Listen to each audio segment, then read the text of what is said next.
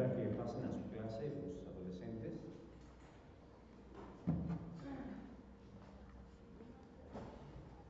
Yo voy a invitarlos a que busquen en sus Biblias el Evangelio según San Juan, el que es probablemente el versículo que todos lo sabemos sin siquiera leerlo. A ver, ¿cuál es?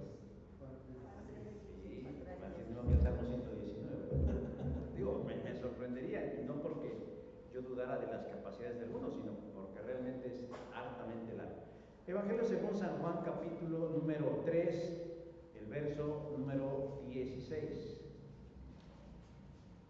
Y una vez que lo tengan, es más, creo que hasta algunos dicen, hoy no voy a leer la Biblia, de pura memoria me lo voy a aventar, y vamos a recitar el verso que algunos han considerado la Biblia condensada. Capítulo 3, del versículo 16 del Evangelio según San Juan, y dice así: porque de tal manera amó Dios al mundo, que ha dado a su Hijo unigénito, para que todo aquel que en él cree no se pierda, mas tenga vida eterna. Amén. Bueno, tomar sus lugares. Hay una discrepancia en cuanto a si es cree o crea, ¿verdad? Uno dice, no, es que dice crea. Realmente en el interlineal es igual, es indistinto, puede ser cree en un presente o puede ser crea, porque al final de cuentas eso es un verbo presente constante, es decir, es una situación que siempre está ocurriendo. Bueno, una mujer compró 50 tarjetas de Navidad sin percatarse cuál era el mensaje que llevaba escrito dentro. Las firmó, les puso distintas direcciones, excepto a una con la que se quedó, y le envió el resto por correo.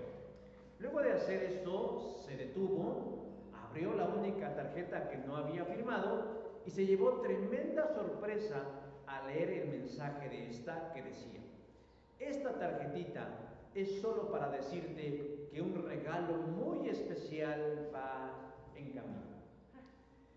¿Se puede usted imaginar la consternación de esta mujer al leer lo que había firmado con su nombre y enviado a sus amistades sin darse cuenta que les prometía un regalo? Pero aún mayor, imagínese la incógnita de los 49 destinatarios que cuando recibieran la tarjeta no les iba a llegar absolutamente nada más que una buena felicitación. Bueno, Navidad es un tiempo que se caracteriza por dar y recibir regalos, de todo tipo y de toda naturaleza, porque hay que reconocer que la motivación principal es expresar el afecto que sentimos los unos por los otros, claro, acorde a nuestro presupuesto. Nicodemo es un principal entre los judíos, verso 2 del capítulo 3 del Evangelio según San Juan, y que con toda seguridad fue uno de los muchos que creyeron en su nombre viendo las señales que hacía. Juan capítulo 2, verso 23. Y es durante ese momento, la celebración de la Pascua, cuando Nicodemo busca una entrevista más personal e íntima con este hombre llamado Jesús. ¿Con qué propósito Nicodemo, siendo maestro de la ley, busca un encuentro con este tal Jesús? Indagar y o confirmar sus sospechas de si él era el Mesías prometido que habría de venir. Y tremenda sorpresa se llevó Nicodemo, a diferencia de los 49 que les prometieron un regalo y no les dieron nada, de que él en ese encuentro recibió el mejor de los regalos. No solamente el regalo de confirmar que efectivamente ese Jesús era el Mesías prometido, sino que además le estaba dando un regalo de vida. Efectivamente, ese Jesús con el que se entrevistó por la noche era aquel que había sido prometido desde el principio de la historia de la humanidad, luego que el hombre le hubiera fallado a Dios, y donde se le dio un juicio y una promesa, que a través de la simiente de una mujer, es decir, vendría un hijo de hombre y vencería el mal que lo perjudicó, golpeándolo fuertemente en la cabeza. Génesis capítulo 3, versículo 15. ¿Con qué finalidad Dios nos quiere salvar? ¿Con qué propósito Dios quiere restaurar la comunión con nosotros? Bueno, con el único afán de que volvamos a tener comunión íntima con el Padre de las luces. Él nos ha dado un regalo maravilloso. Él nos ha dado el obsequio más grande que pudiéramos nosotros imaginar. Y el regalo no es una cosa, sino el regalo es alguien, es la persona de Jesús. Y de eso se trata la natividad, la venida del infinito Dios hombre a nacer y vivir entre nosotros, para algo mucho más grande que solo comprender nuestra naturaleza, sino a darnos vida y vida en abundancia. Juan 10, versículo 10. Y es el mismo Jesús quien dice de sí mismo que Él es el Hijo unigénito, verso 16. El Hijo unigénito de Dios, lo cual quiere decir que no ha habido, que no hay y que no habrá otro como Él. Porque la palabra unigénito del griego es la palabra monógenes, que significa único en su género. No hay otro como Jesús. ¿Y qué es lo que hace Jesús tan único y tan sobresaliente o tan distinto al resto de la humanidad? Primero, que en Él se une la plena naturaleza humana y en Él se une la plena naturaleza divina, con la única finalidad de resarcir el daño que ha causado el pecado entre Dios y nosotros. Durante la conversación de Nicodemo con Jesús, tocan diferentes temas trascendentales que inquietan el corazón del anciano maestro, como aquella de ¿cómo puedo tener certeza de la vida eterna? ¿Se imaginan llegar a una edad tan avanzada? No sé exactamente qué edad tendría Nicodemo, pero vamos a echarle unos 70 años, unos 80 años, tal vez un poquito más, tal vez un poquito menos, pero un hombre que ha llegado a una plenitud de edad en donde, pese a toda la erudición que ha acumulado, todavía se pregunta, ¿cómo puedo tener yo certeza de la vida eterna? Y Jesús, en una frase muy contundente, le dice, te es necesario nacer de nuevo.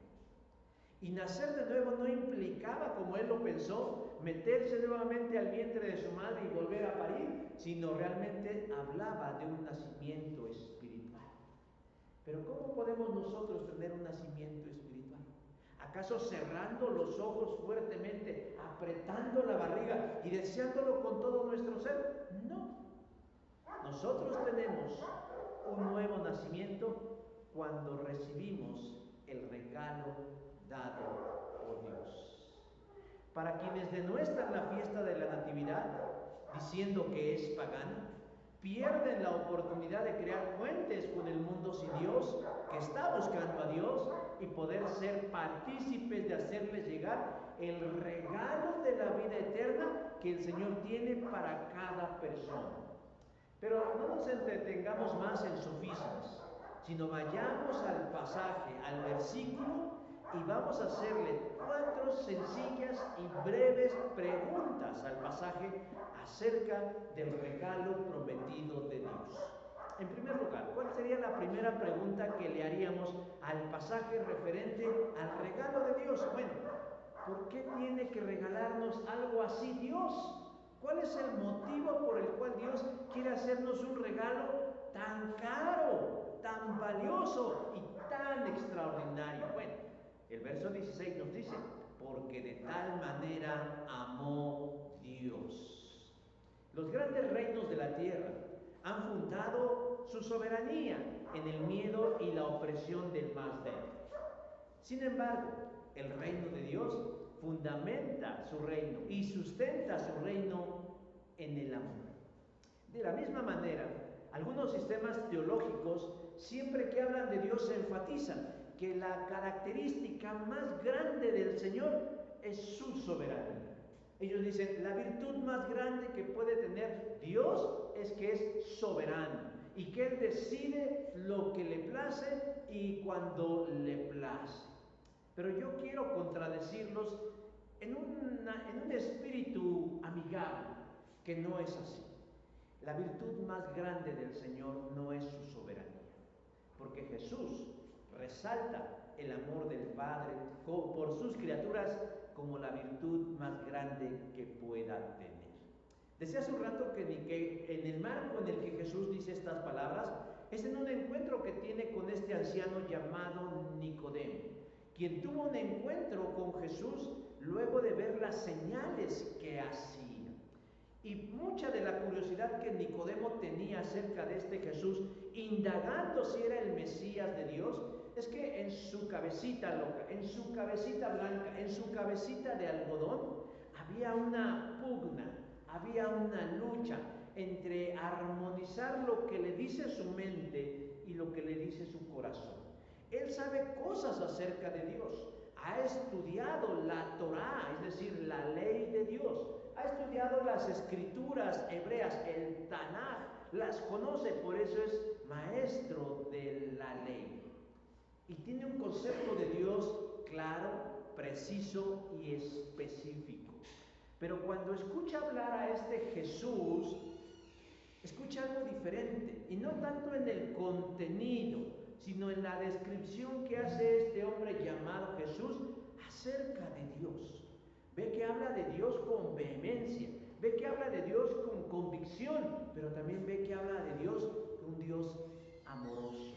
Y entonces él se pregunta, ¿será acaso el mismo Dios?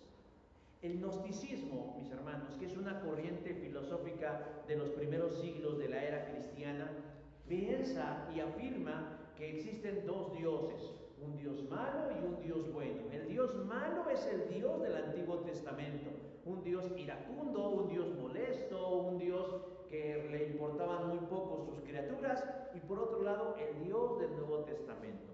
Y ellos crean ahí una sarta de ideas medias extrañas acerca de Dios. Pero la verdad, mis hermanos, es que no hay dos dioses, no hay dos dioses, hay uno solamente.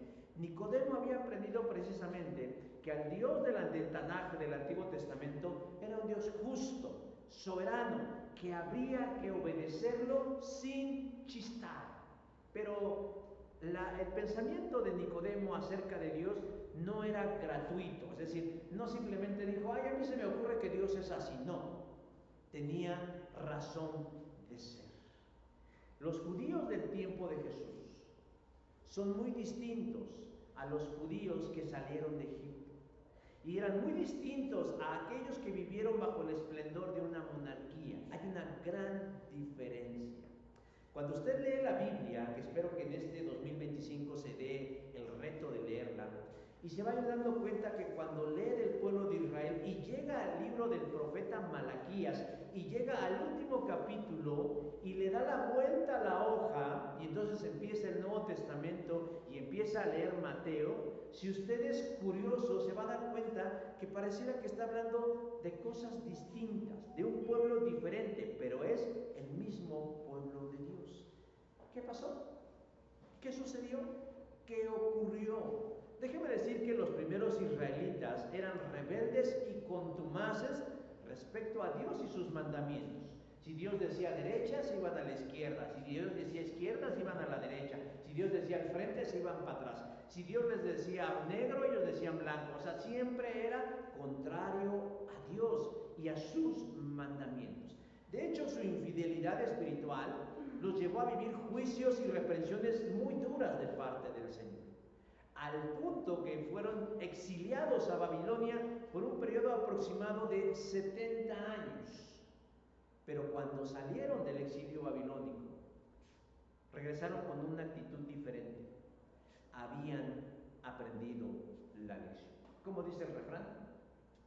La mula no era arisca, sino los palos la hicieron. Ellos aprendieron la lección y abrazaron con toda fidelidad la ley de Dios y sus mandamientos. Tuvieron, como dice el autor de la carta a los Hebreos, que aprender a ser obedientes. Por eso, cuando damos vuelta a la hoja entre el Antiguo Testamento y el Nuevo Testamento, encontramos un pueblo judío de Dios distinto, fiel, apegado y obediente al Dios y sus leyes. Y ese es el Dios del que Nicodemo ha aprendido a escuchar. Es el que él cree. Pero cuando escucha a Jesús, se da cuenta que él habla de un Dios que no conoce, porque dice, porque de tal manera amó Dios al mundo. Y no haya escuchado alguna vez que Dios los ama, pero le resulta tan lejano y tan ajeno que lo considera una virtud no primaria de Dios, sino su soberanía. Es como aquellos que tienen una relación de pareja, de matrimonio o inclusive de padres e hijos, pero nunca se dicen que se quieren. Y no solo no se dicen que se quieren, no tienen expresiones cariñosas, como una caricia, como a lo mejor un detalle, como a lo mejor un regalito, como a lo mejor un besito, como a lo mejor por ahí un pellizquito de cachete, un retorcijón de ombligo, no sé, manifestaciones de cariño. Pero la gente dice, no, pero yo sé que me quieren, yo sé que mis papás me quieren.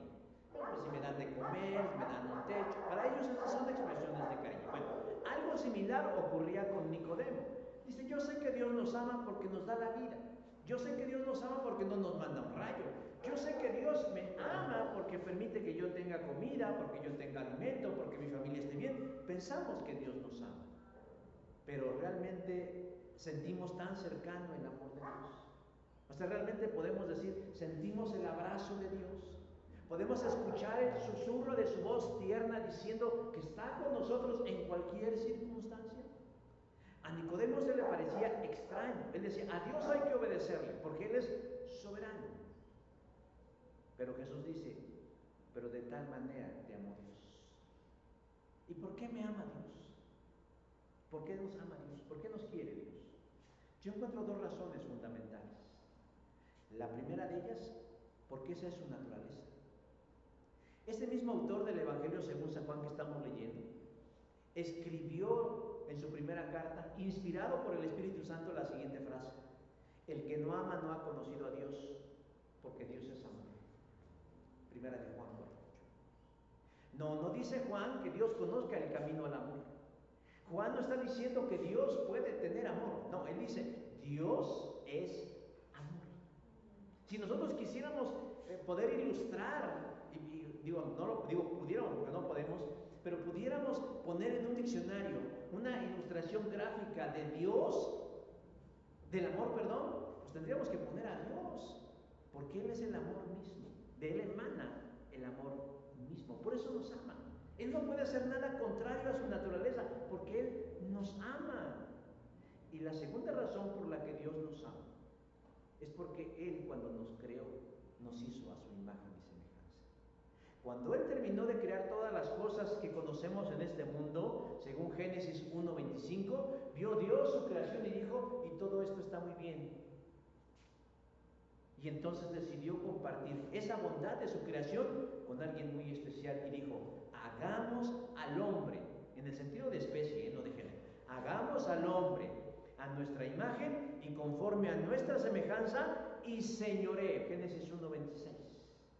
Dios nos coronó, Dios nos colocó como la corona de todo lo creado. Nosotros somos la obra maestra de Dios. Yo sé que los animalistas van a decir, no, pero los perritos son más bonitos. No, pero las focas del Ártico son más hermosas. No, pero las vacas que asesinan en los rastros también tienen alma y corazón. Yo no les estoy quitando un ápice de importancia. Pero la realidad es que a la luz de la Escritura dice que Dios nos colocó como la corona de la creación. ¿Por qué? Porque nos hizo a imagen y semejanza de Él. Que nosotros compartimos con Dios su imagen y su semejanza. Tenemos sentimientos y emociones, tenemos inteligencia, creatividad y capacidades, tenemos capacidad, raciocinio y la facultad de decidir el bien y a veces también el mal. Por eso Dios nos ama, porque somos el reflejo de Él mismo. Ahora, el texto no solo dice que Dios nos ama, sino dice cómo nos ama, de una forma tan intensa, dice de tal manera. Me gusta más otras traducciones del texto como la Biblia de las Américas que dice Dios amó tanto, tanto. O sea, Dios nos ama, no solo nos ama mucho, nos quiere muchísimo. Yo creo que para quien realmente la vida lo ha tratado tan mal, le cuesta trabajo entender que alguien lo pueda amar de una forma inconmensurable. Y hay quienes no encuentran razones para explicar el amor de Dios, pero yo les acabo de dar 2 razones por las cuales Dios nos ama tanto. Hemos de tener nosotros algún valor intrínseco e inherente que Dios hace que nos ame tanto. Dios nos quiere, Dios nos ama, porque somos, como dije hace un rato, el reflejo de Él. Somos tan valiosos para Dios, somos tan queridos y tan anhelados para Él, que Él expresó su amor de una manera. Dice San Pablo en Romanos 5:8, mas Dios muestra su amor para con nosotros en que siendo aún pecadores, Cristo murió por nosotros. Y eso sí podemos hacer. Si quisiéramos ilustrar en un diccionario el amor de Dios, tendríamos que poner la cruz del Calvario, porque esa es la muestra del gran amor de Dios por nosotros. No es que Dios tenga por menos nuestras transgresiones o nuestra naturaleza inclinada al pecado, no, sino más bien está dispuesto a hacer cualquier cosa dentro de su naturaleza bondadosa por resolver nuestro problema de comunión rota con Él. Y por eso Él nos da un regalo muy especial. Y me encanta cómo lo dice Pablo, mas Dios muestra su amor para con nosotros. Dios nos muestra su amor, ya nos demostró su amor. Yo me acuerdo de una película muy vieja, bueno, yo era niño y ya era vieja la película, y era Leonorinda Ochoa y el Borras. Y no eran los Rebeldes de Peralvillo. Me llamó mucho la atención que el personaje de Leonorinda Ochoa le decía, ¿me quieres, Héctor? Sí, Lupe. Pero sí me quieres, ¿verdad, Héctor? Que sí, Lupe. Pero sí me quieres, ¿verdad, Héctor? Oh, que sí, Lupe. O sea, ella tenía en su personaje una necesidad apremiante de que le dijeran que lo amaba. Y claro, terminaba hostigando al otro al punto que le decía, ¡ay, claro que te amo! Nosotros también, mis hermanos, tenemos una necesidad imperiosa de que alguien nos ame. Y a veces andamos buscando el amor en los lugares más equivocados, en el cascajo, en la basura, en cualquier espacio, menos en donde sí nos están amando. Porque Dios ya nos mostró su amor. Sentimos que luego nadie nos quiere, ¿no? Somos un pobre venadito perdido en la llanura. Cuando decimos, Dios ya me mostró su amor, ¿cuándo? Cuando Cristo murió por nosotros. Siendo aún pecadores, Cristo murió con nosotros. Fue San Agustín, antes de su reconversión al maniqueísmo, ni a platonismo y estoicismo, a quien se le atribuye la siguiente frase, porque la medida del amor es amar sin límites. Esa es la medida del amor. Dios nos ama sin límites. La semana anterior, que hablábamos de José, yo les decía que cuando se habla del amor de Dios, cuando se comparte del amor de Dios, hay algunos que tienen un problema con la idea de que Dios nos ame, que inmediatamente sacan a relucir la justicia de Dios, como buscando un equilibrio de, bueno, Dios es amor, pero Dios también es justo, como haciendo creer que la justicia tiene que ver con la parte negativa de Dios. Y eso es dualismo, hermanos. O sea, Dios no es una cosa o la otra. Dios es amor y a la vez es justicia, pero su justicia también es una manifestación de su bondad, de su perfección y de su amor. Dios nos ama. Y no solamente porque nos deja abrir los ojos cada día, sino porque Él ya lo manifestó de una forma contundente, que siendo aún pecadores, Cristo murió por nosotros. ¿Por qué Dios nos hace este regalo, hermanos? Porque nos ama. La segunda pregunta, ¿quiénes son los destinatarios de este regalo? Versículo 16. Dice ahí, porque de tal manera amó Dios, ¿a quién? Al mundo. Dios amó al mundo. Si a Nicodemo le resulta escandaloso saber que Dios ama, déjeme decir que entra en shock el saber que ese amor no es solo para los judíos, sino para el mundo entero.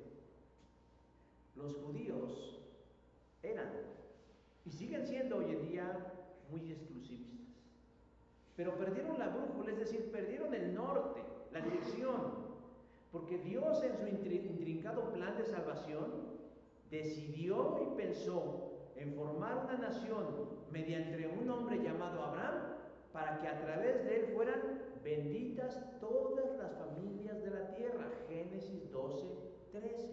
Todas las familias de la tierra. Y eso no fue un secreto que se ocultó, sino más bien se les olvidó, o quisieron que se les olvidara.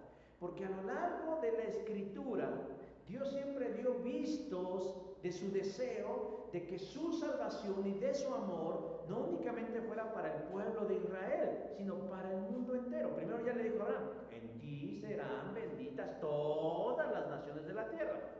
Pero más adelante en Levítico 24:22, referente a su ley, dice: y esta misma ley vale para todos, sean israelitas o extranjeros. Dios no era xenófobo. Él tenía claro un afecto especial por el pueblo de Israel, pero él decía: mis leyes, mis estatutos, mis mandamientos son para todos. Y si leemos Isaías 56:6, dice: y los extranjeros que se unan al Señor para servirle y amar el nombre del Señor, yo los traeré a mi santo monte y los alegraré en mi casa de oración. O sea, Dios está dispuesto a abrir las puertas de su corazón, no solo al pueblo de Israel, sino al extranjero, al que no era judío, israelita. Y si vamos al libro de Daniel, capítulo 7, versículo 14, dice: todos los pueblos, naciones y lenguas estarán a tu servicio. Es una visión del futuro. Pero desde el profeta Daniel, ahí en el exilio, él está viendo que no únicamente hay israelitas, sino de todos los pueblos, todas las naciones, todas las lenguas a su servicio. Es decir, chinos, alemanes, mexicanos, árabes, etcétera, sirviendo al Señor. Solo que los judíos, en su egoísmo, perdieron de vista la visión. Por eso Jesús le precisa a Nicodemo que Dios ha amado tanto. ¿A quién? Al mundo. Al mundo. Mateo, quien registra las palabras de Jesús, utiliza la palabra griega cosmos, que significa totalidad del mundo o de las personas sin excepción. Es decir, que cuando Jesús dice: y amó tanto al mundo, no se refería al mundo de los judíos, no se refería al mundo de los elegidos, no se refería a un mundo en específico, sino a la totalidad de la raza humana, sin excepción. Cuando empezó la era de la iglesia militante, este pensamiento exclusivista de que la salvación solo es para nosotros perduró, aunque solo al principio. Los primeros cristianos no creían que eran cristianos, no dijeron: ahora ya somos cristianos. No, ellos en su cabeza seguían siendo judíos. Bueno, eran por etnia judíos, pero en su fidelidad espiritual también eran judíos. Y creían que esto que Jesús había iniciado era una especie de rama del judaísmo exclusivista. De hecho, la primera iglesia bautista de Jerusalén, porque la primera iglesia cristiana era bautista, que no enojen todos los demás, la primera iglesia cristiana de Jerusalén se componía principalmente de judíos conversos. Todos los primeros 120 que estaban eran judíos. Luego los 5,000 que se añadieron eran judíos. Y los 3,000 que se añadieron después eran judíos. Todos eran judíos. Y ellos creían que ese movimiento era de ellos. Es decir, Dios nos ama tanto, nos quiere tanto, que ha dado al Mesías para darnos vida eterna. Pero, oh sorpresa, el evangelio fue permeando más allá de Jerusalén después de la muerte de Esteban. Y fue llegando a diferentes lugares y a diferentes personas, entre ellos los gentiles, es decir, los que no eran judíos. ¿Y qué pasó cuando se enteraron que no solamente el evangelio llegaba a los no judíos y estos creían, sino que además recibían el don del Espíritu Santo? Hechos 10:45 dice: y los creyentes judíos que habían llegado con Pedro se quedaron asombrados, o sea, con el ojo cuadrado, de que el don del Espíritu Santo se hubiera derramado sobre los judíos. No fue sencillo de asimilar. Es como comer tostada de pata no masticarla bien. ¿Alguien ha comido tostadas de lo que sea, de pata, de surimi, de camarón, de lo que sea, y no la ha masticado bien? ¿Cómo siente ahí los pedazos de la tortilla rasgando? Así sentía Nicodemo y así sentían los judíos ante el hecho de pensar que también los gentiles eran receptores del regalo de vida en Jesús, y no solo a ellos.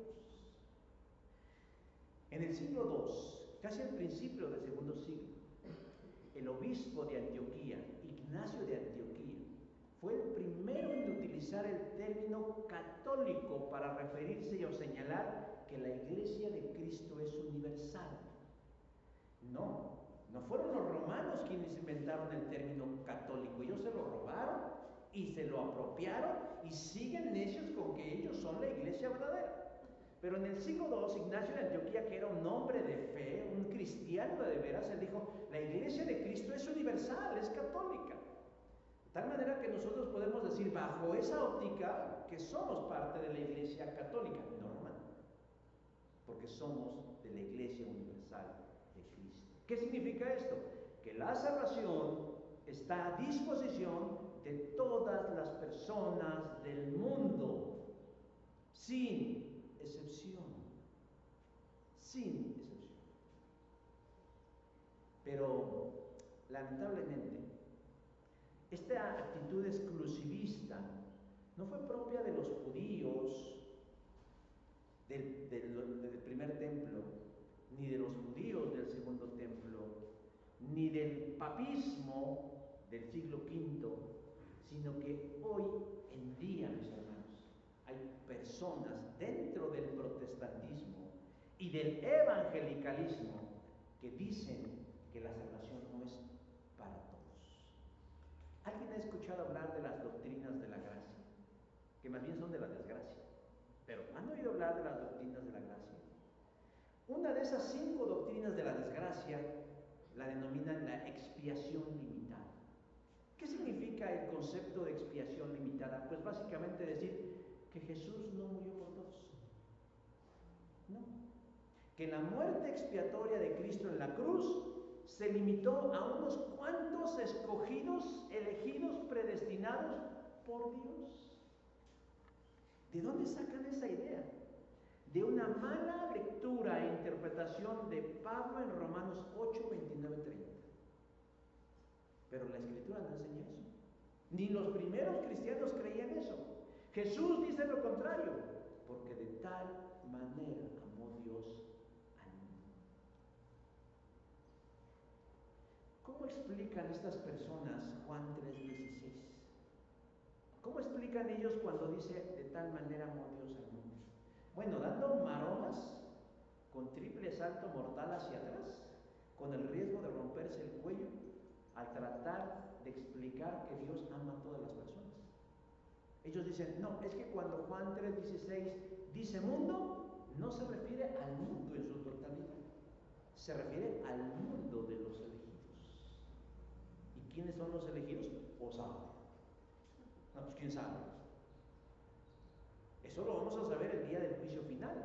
O sea que según los promotores de la predestinación maniquea, dicen que usted puede venir a la iglesia, que usted puede cantar, que usted puede servir, e igual no ser un elegido.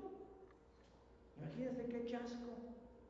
Que al final de todo Dios lo deje colgado de la brocha el día del juicio final, porque resulta que usted nunca fue un elegido. Y todavía los muy obstinados se atreven a hablar de una doble predestinación, de una gracia selectiva. O sea, por un lado dicen, Dios elige a los que han de ser salvos desde antes de la fundación del mundo. Dios ya eligió quién se salva y quién no se salva. Pero no solamente dicen quién se salva, sino que Dios predestinó a los perdidos desde antes de la fundación del mundo. O sea que un bebé que nace, si no es predestinado y muere, va al infierno. ¿Y no les parece que eso es un pensamiento un tanto cuanto injusto? Pensar que yo todavía no hago nada y ya estoy condenado. Digo, eso solamente nos sucede a los mexicanos, que cuando nacen ya debemos 150,000 pesos por la deuda de 7 billones de pesos que se gastó el gobierno anterior, ¿verdad? Pero no con Dios. Ellos hablan de esa doble predestinación. pero además hablan, hermanos, de una gracia selectiva. Dios no ama a todas las personas por igual. No.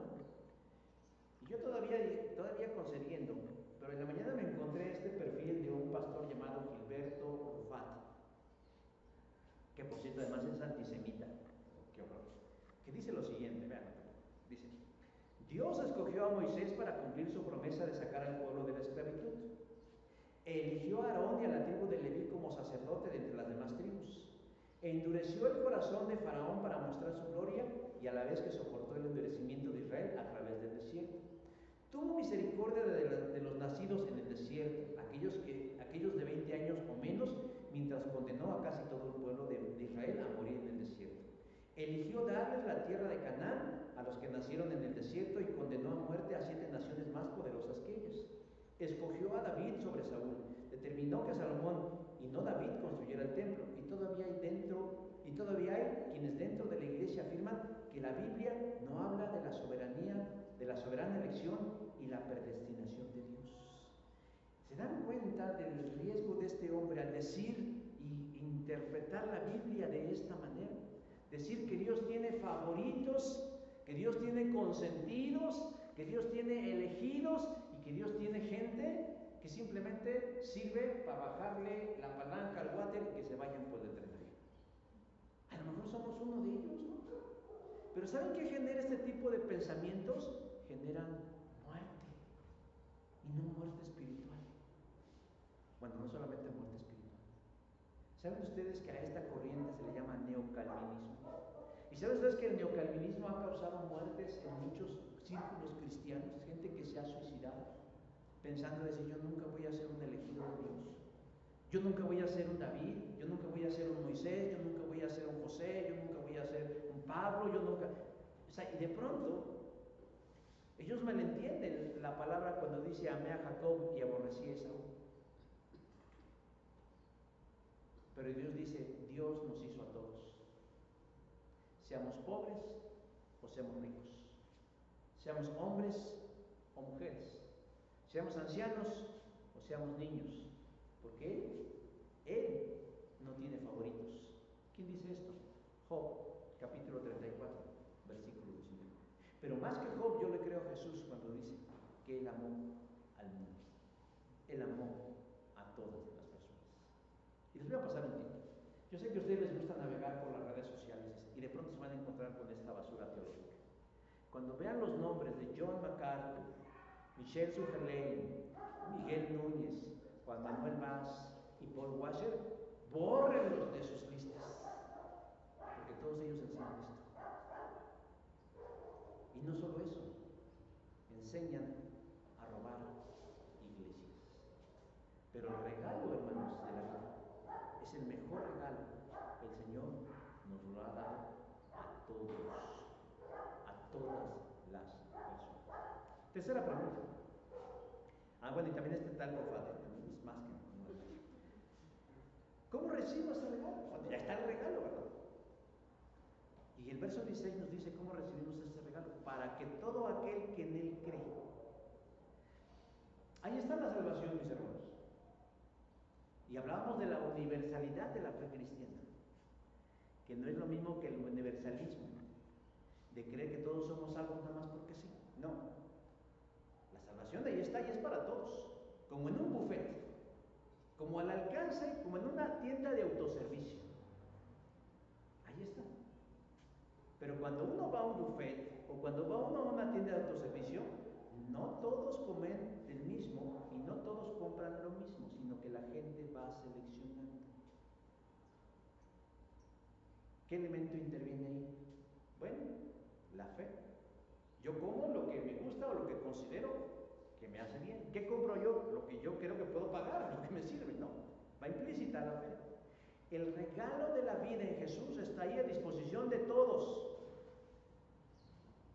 pero solamente se hace efectivo para quienes responden con fe a ese regalo condicionado.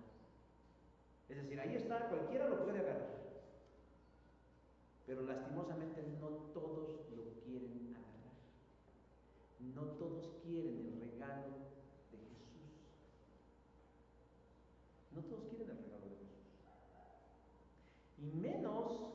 cuando saben que hay una condición en la recepción de ese regalo. También le ha hecho mucho daño al evangelicalismo lo que se conoce como la salvación barata. Es gratis. Hasta parece eslogan populista de gobierno de izquierda, ¿no? Pero es gratis. No, nada es gratis, ¿eh? Las pensiones del bienestar, los jóvenes destruyendo el futuro y todas estas cosas, no son gratis. Alguien las paga. De un lado sale. O sea, no cree usted que ahí mete. Mi mamá tenía una planta cuando yo era niño, que algunos la han de conocer, que se llamaba La Millonaria. Y se tenía la creencia dentro de sus ideas paganas que si usted le ponía moneditas chiquitas, grandotas, pues, usted iba a tener prosperidad. Y yo me acuerdo que en mi infancia, yo luego iba por la calle y me encontraba una monedita y dije, ay, para que tengamos dinero, y agarraba yo y echaba la monedita. Este pensamiento tan primitivo, mis hermanos, muchos lo tienen aunque sean viejos. Creer que el dinero crece en las plantas y creer que las cosas que valen la pena se dan así y que caen del cielo. Y no es así. No es así. La salvación es igual, la salvación es gratuita. El Señor nos la regala con una pequeña condición: que la recibamos con fe. Ese es el requisito. Y de los, ay, no, pues, yo pensé que era algo más difícil. Bueno. Pero cuando tenemos un concepto de la fe en donde únicamente fe es creer o confiar en algo, déjeme decir que tenemos una fe a la mitad. Porque Santiago 2:19 nos dice que los demonios creen. Los demonios también tienen fe, ¿no? Y yo no me puedo imaginar un demonio en el cielo, en la vida eterna. Ellos creen y tiemblan, ¿no? Entonces, ¿a qué tipo de fe se refiere? La palabra fe no solo significa creer o confiar, sino también significa lealtad o fidelidad. Pisteo es la palabra de la que traducen creer, y tiene un uso de manifestarle lealtad o fidelidad a algo o a alguien, en este caso a Jesús. Quien cree en Jesús y dice, sí es cierto, Jesús murió por mí, por mis pecados en la cruz, ya ha dado un paso con su fe.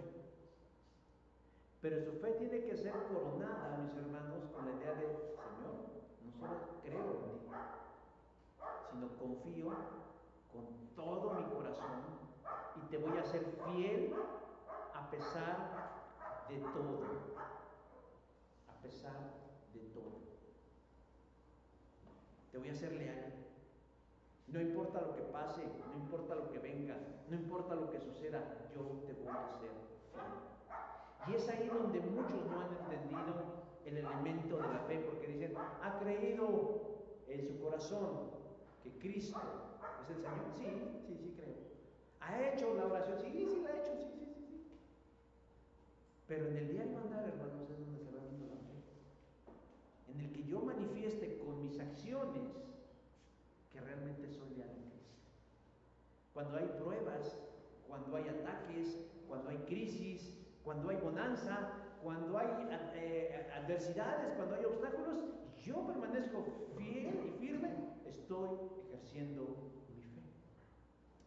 He dicho que la obra de Cristo hay quienes la pueden resumir en 5 fases o etapas: nacimiento, muerte, resurrección, ascensión y regreso. Siempre hemos dicho eso, que son las 5 que deberíamos sabernos todos. Bueno, me encanta, estoy leyendo un libro que se llama Salvación por Lealtad, que habla precisamente del tema. Y el autor Matthew Bates divide la vida de Cristo en 7 u 8 partes. Y él dice, preanuncio, o sea, Jesús fue anunciado antes de nuestro nacimiento, preanuncio, ¿no? O profecía. Encarnación o nacimiento, muerte, resurrección, ascensión, o sea, subida. Entronización, regreso y eternidad. Y él centra un capítulo muy interesante, muy importante, en donde habla de la entronización, es decir, colocar a Dios en el trono. Jesús, cuando muere y asciende a los cielos, ¿dónde está? Sentado a la diestra del Padre. Sentado en un trono, ¿haciendo qué? Reinando. Él está reinando. ¿Cómo qué? Como un rey y como un señor. Nosotros que hemos nacido y vivido en una democracia, bueno, pseudodemocracia, nos cuesta mucho trabajo entender la idea de la monarquía, por lo menos la monarquía desde una perspectiva espiritual. Pero Dios quiere ser nuestro rey. Dios quiere ser nuestro gobernante, que vela por nosotros porque nos ama. Y cuando nosotros le decimos sí, Señor, nosotros nos estamos colocando bajo su cuidado, bajo su protección, bajo su responsabilidad, y lo único que nos corresponde es rendirle lealtad.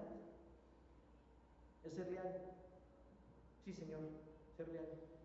Renunciar a nuestra autonomía e independencia y colocarnos bajo la soberanía de Cristo como un siervo dispuesto a hacer su voluntad porque Él es el Rey. Y dirán unos, eso no me gusta. Bueno, es ahí donde decimos, aquí no estamos hablando de elegidos, ¿no? Porque cuando la predestinación habla de elegidos, habla de que Dios ya designó quiénes. No, aquí estamos hablando de gente que quiere o no quiere. Eso es lo que Cristo se está diciendo. ¿Quieres vida eterna? Entrégame tu confianza. Entrégame esto que tú amas tanto y tendrás vida eterna. Es tu fe.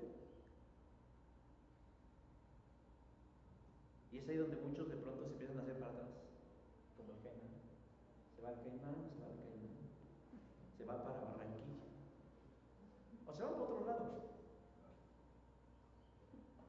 Ahora, entregarle la fe a Dios no es algo que se entregue por coerción, por presión u obligación. Se entrega por amor. Por eso cuando decimos, yo encontré a Jesús en el camino y me enamoré de Él, es porque impactó tanto en nuestras vidas que decimos, te entrego mi vida. Porque tú eres todo lo que yo necesito. Eres todo lo que yo necesito. Otras de las doctrinas de la desgracia, ya vimos la de la expiación limitada, es la de la depravación total, donde dice que el hombre nace tan, y todavía más y todavía más tan depravado y corrupto, que es incapaz de responderle a Dios. O sea, no tiene conciencia de Dios. Por lo que es necesario, dicen, experimentar un nuevo nacimiento antes para entonces poder creer. O sea, invierten el orden de los eventos. Pero eso es un error. Primero debo creer y luego tengo que nacer de nuevo. Entonces dicen, yo no puedo entregarle, yo no puedo tener fe porque no está en mí. Yo no tengo fe. Necesito el don de la fe. Y también existe otra de las doctrinas de la desgracia, que es la gracia irresistible, en donde dice, solamente los elegidos no pueden resistir la gracia divina. Es más, como robots, como zombies. Es más, hasta sin darse cuenta, caray, ya soy salvo, ni cuenta me di. Pero ellos soslayan un hecho importante, porque no creen en la libre voluntad. Por eso enfatizan la soberanía de Dios. O sea que si un tren se descarrila, es soberanía de Dios. Es que si alguien le da cáncer, es soberanía de Dios.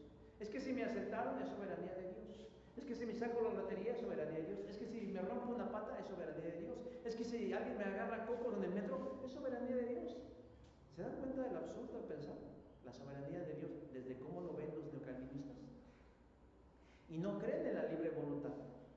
No creen en la capacidad de una persona para elegir lo que está bien y lo que está mal. Y todo esto, hermanos, lo aprendieron de San Agustín en el principios del siglo V. Y durante 1500 años San Agustín infectó al cristianismo, y cuando llegó Martín Lutero y Juan Calvino en el siglo XVI, rescataron la sola fide, diciendo solo por la fe. Pero una fe que no enfatizaba la lealtad. Y por eso al día de hoy vemos muchos creyentes que se suscriben a la iglesia diciendo yo soy cristiano, pero no muestran ningún tipo de lealtad a Cristo ni a su iglesia. Y no les importa irse con lo que venga, porque al final de cuentas, pues, somos libres de Jesús. La iglesia del primer siglo, hermanos, ofrece salvación a todas las personas, por igual. Y cada quien decidirá si responde en fe o no. Dios sabe quién se salva y quién no. A eso se le llama presciencia. O sea, Él sabe, pero lo sabe no porque Él lo determine, sino porque Él conoce todas las cosas. Y no porque Él lo desee, sino porque Él deja que la gente elija, quiero o no quiero. ¿Por qué podemos elegir salvarnos o no, hermanos? Porque tenemos restos de la imagen y semejanza de Dios y puso en nosotros la capacidad de elegir si queremos o no andar con Jesús. Si alguien no quiere andar con Jesús, no es porque tenga el entendimiento entenebrecido, no es porque no quiere. Lo podemos justificar y podemos encontrarle mangas al chaleco, pero en el fondo no quiere. Que salimos a evangelizar a las calles y la gente no quiere responder, es que según un espíritu no los tiene cegados. No quieren. Pues vamos con los que sí quieran. Y a lo mejor hay gente que sí quiere y a mí nunca me han compartido. Hace algunos años, cuando había un coro aquí en la iglesia, hacíamos nuestras giras, ¿verdad?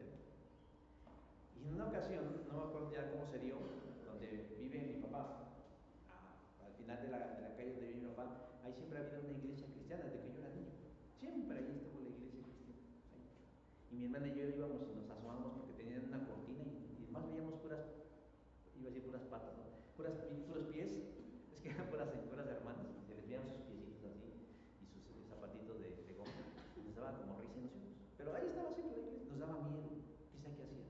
El punto es que después de mucho tiempo, cuando estábamos en este coro con que mi esposa dirigía, no sé cómo se dio el punto que fuimos a cantar ahí.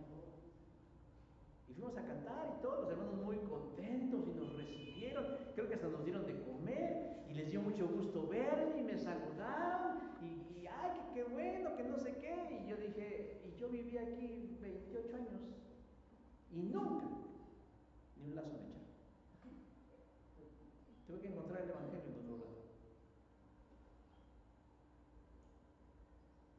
Hermanos, a veces tenemos que estar buscando quién sí quiere. ¿Quién quiere? Andamos ahí como ofreciendo el evangelio como, no quiero el regalo de la salvación, no quiero el regalo. Pero hay que ser perspicaces.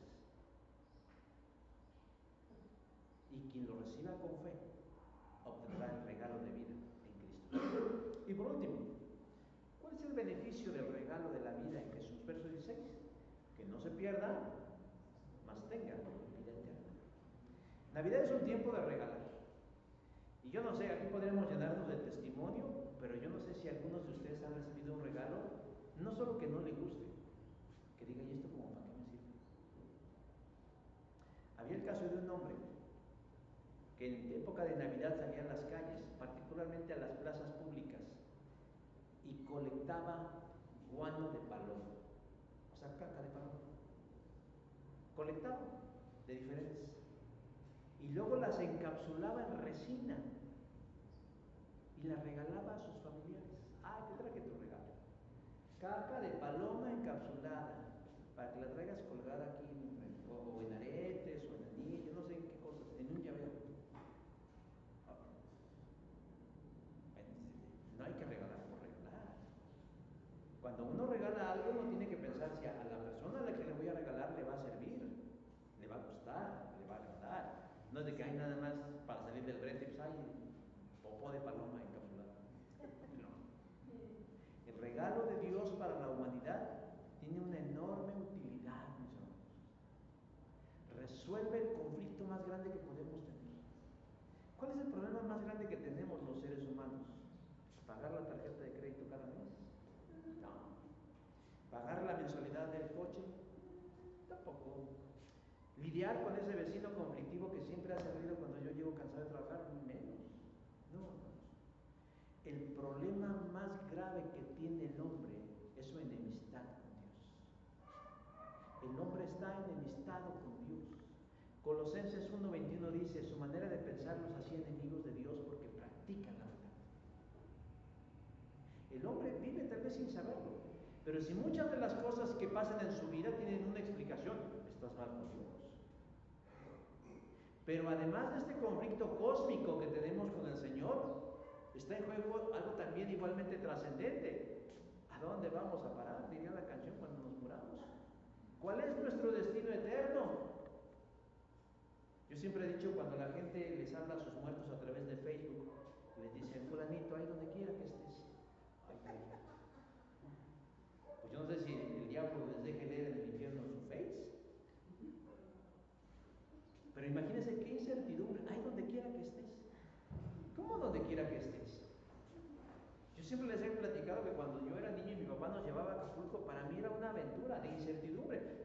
vamos a quedar.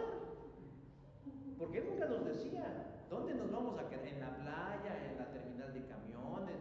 ¿Ya rentaste una habitación de hotel? No sé qué hiciste, pero a mí me daba una angustia, porque decía, ¿dónde nos vamos a quedar? Ahora imagínense, ¿dónde va a pasar mi alma la eternidad? Ay, donde sea, ¿cómo donde sea? Seamos selectivos. ¿Con quién te vas a casar? Pues con que sea. No, pues tampoco. ¿Con quién vas a tener? No, pues con el que pasa. No. Debemos tener bien claro, bien cierto las cosas importantes de la vida. Y si mi destino eterno está en juego, yo quiero saber a dónde voy a ir a parar.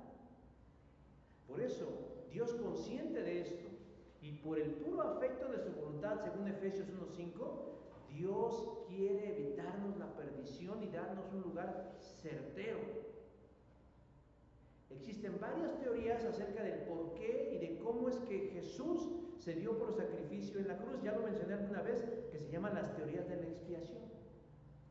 Cristo nos salvó para liberarnos del poder de las tinieblas y de la opresión que el diablo ejerce en uno, Colosenses 2:13. Eso se llama Christus Victor o Cristo victorioso. Cristo murió porque al pecar ofendemos su honorabilidad y debemos resarcir su honor a través de alguien que pueda hacerlo, en este caso Jesús, Romanos 3:23. Esa es la teoría de la satisfacción. La teoría de la sustitución penal quiere decir que Dios está enojado y que tenemos que apagar su ira a través de un pago justo que únicamente Jesús puede pagar, Isaías 53. Y por último, lo que llaman la teoría de la imitación, que Jesús vino a este mundo a marcarnos el camino y el modelo para conducir nuestras vidas de manera recta. Dice Pedro, Cristo padeció por nosotros, dejándonos ejemplo para que sigáis sus pisadas. Pero lo que debemos tener en claro, hermanos, es que si Jesús vino al mundo, no fue a pasar unas vacaciones, no vino a perder el tiempo, no fue a fundar una iglesia, no fue a que nos peleáramos entre nosotros de quién tiene la mejor interpretación, sino que vino para morir y tuviéramos vida, para que todo aquel que en Él cree no se pierda. Perder es la palabra apolumi, que significa morir o destrucción. Dios no quiere que muramos eternamente. Dios no quiere que nos destruyamos, sino que vivamos por siempre, perpetuamente, por la eternidad. Que ya no estemos preocupados por el tiempo. ¿Cuántos años habremos de vivir? Hay quienes sienten que la vida se les ha ido en un suspiro. Jacob era uno de ellos. Cuando Faraón lo vio entrar con su bordón ahí en el palacio de Egipto, y le dijo, caray, 120 años, ¿qué hombre? ¿Cuántos años? ¿Y qué contestó Jacob? 120 años, pocos y mal vividos. Pregúntale al que vivió 10, al que vivió 20. Y este hombre vivió 120 años y que dice, pues pocos y mal vividos. No sé cuántos años nos va a permitir al Señor vivir en este planeta, pero Él quiere que vivamos más allá de eso. Por eso nos da el regalo de la vida, para que todo aquel que en Él cree no muera, no se destruya, no se pierda, más tenga vida eterna. ¿Quién no quiere un regalo de esa naturaleza? 49 personas esta Navidad se van a quedar esperando el regalo, porque alguien les envió una tarjeta que ni se fijó que decía, y dijo, ahí te va un regalo y no va a llegar nada. En comparación de eso, hermanos, nosotros sí tenemos un regalo. Y hay personas a nuestro alrededor que pueden recibir ese regalo, que quieran recibir ese regalo. Y a lo mejor ni siquiera son conscientes de que lo están esperando, pero puede llegar ese regalo, el mejor regalo de Navidad. Y no solo para 49 personas, sino para todo aquel que cree. Para todo aquel que cree. Mientras haya vida, hermanos, y estemos aquí y podamos hacerlo, compartamos el regalo de la vida. No importa si es Navidad, o si es primavera, o si es verano, o si es otoño, o si es Día del Niño, Día de la Mamá, Día del Papá, Día de la Bandera, Día de la Independencia, es más, hasta el Día de Muertos, en Halloween, en cualquier día. No perdamos la oportunidad, mis hermanos, de compartir el regalo. Porque Navidad es ahí donde nace Jesús, en cada vida, en cada mente y en cada corazón. Esa es la importancia de estos días, hermanos, reflexionar acerca del regalo prometido de Dios, que no es cualquier regalo, sino que es un regalo extraordinario que el Señor nos ha prometido, y es la misma persona de Jesús. Amén. Vamos a cerrar nuestros ojos y vamos a agradecerle al Señor su regalo de vida. Señor Dios, cuántas gracias te damos por ese regalo inmerecido, porque no hemos hecho algo a favor de recibirlo, pero lo recibimos y lo agradecemos y le damos el valor y el peso que corresponde en nuestras vidas, el habernos dado a Jesús, que vino hace un poco más de 2000 años a nacer en un pesebre, en medio de animales y en medio de una oscuridad donde resplandecía mayor su gloria. Y gracias porque su venida no fue infructuosa, sino que obtuvo el propósito por el cual vino: rescatar de sus pecados a la humanidad. ¿Qué nos corresponde ahora a nosotros, Señor?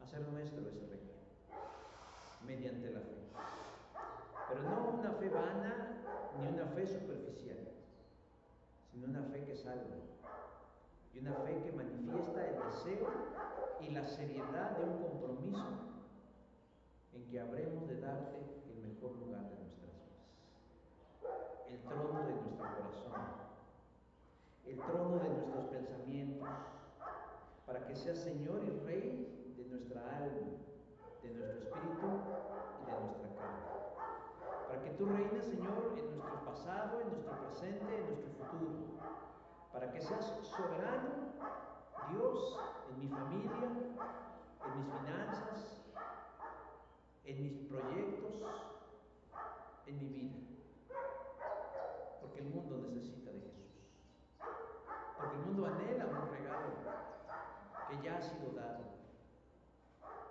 y muchos de nosotros ya lo tenemos. Permite, Señor, que podamos extenderlo y hacerlo llegar a aquel o a aquellos que tanto lo están necesitando. Te bendecimos, Señor, porque sin merecerlo, tú nos has privilegiado con el don de la vida eterna. Ayúdanos a ser instrumentos de tu salvación en cada espacio y en cada rincón de este planeta. Porque te lo pedimos, Señor, en el nombre de nuestro regalo, Cristo el Señor.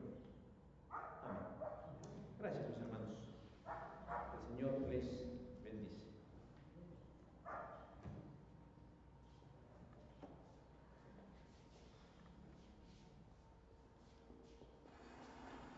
Vamos a ver el video, hermano.